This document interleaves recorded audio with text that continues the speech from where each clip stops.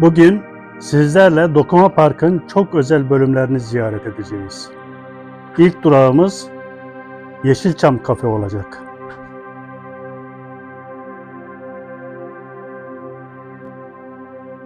Bu mekan önceleri dokuma fabrikasının müdür lojmanı olarak kullanılıyormuş.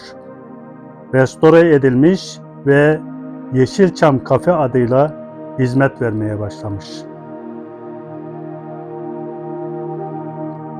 Yeşilçam Kafe sadece bir kafe değil, eski anıları canlandıran, yeni dostlukların başladığı sıcak bir ortam.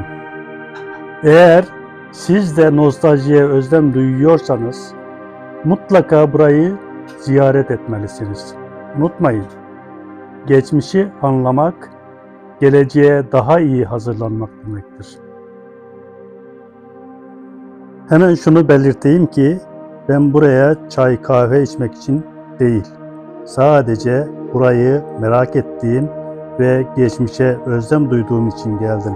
İyi ki gelmişim.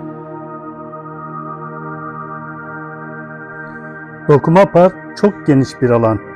Burada birçok etkinliğe katılabilirsiniz. Müzeler, sergi salonları, cami ve gezinti alanları var. Aileniz ve misafirlerinizle burada hoşça vakit geçirebilirsiniz.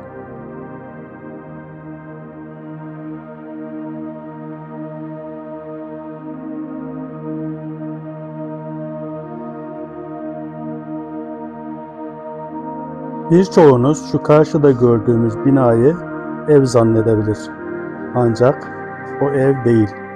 Elmalı'nın meşhur tahıl ambarı. Bu ambar sedir ve katran ağaçlarından hiç çivi kullanmadan inşa edilmiş. Likya'nın ustalıkla işlenmiş lahit mezarlarını anımsatıyor.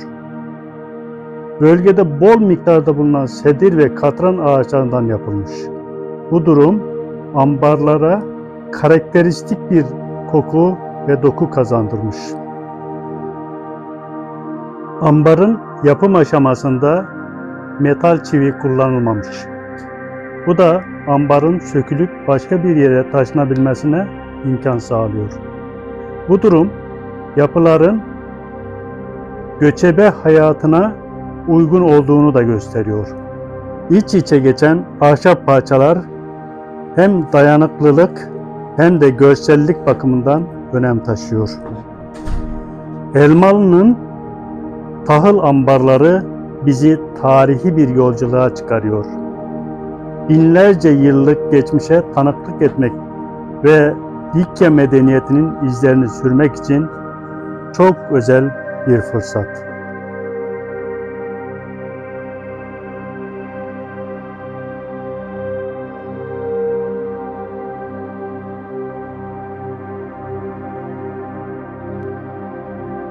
Bu serenler Elmalı'nın Söyle mahallesinde deniz seviyesinden 3700 metre yükseklikte tam bir doğa harikası içinde binlerce yıldır arıcılığın merkezi olmuş.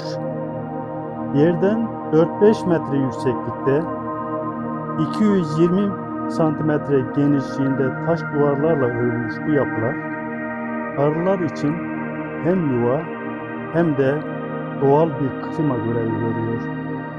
Özellikle ardış dilimleriyle yapılan yalıtım arıların kışın sıcak, yazın serin kalmasını sağlıyor.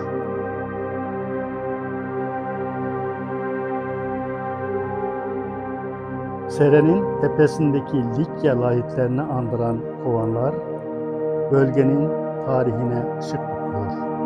Bu kovanlar kuzey-güney doğrultusunda yerleştirilmiş ve ardıç kabuklarıyla kaplanmış. Böylece hem arılar korunuyor hem de serenlerin ömrü uzuyor. Her bir serenin yaşı 300 ila 400 yıl olarak tahmin ediliyor ve bu geleneğin ne kadar köklü olduğunu gösteriyor.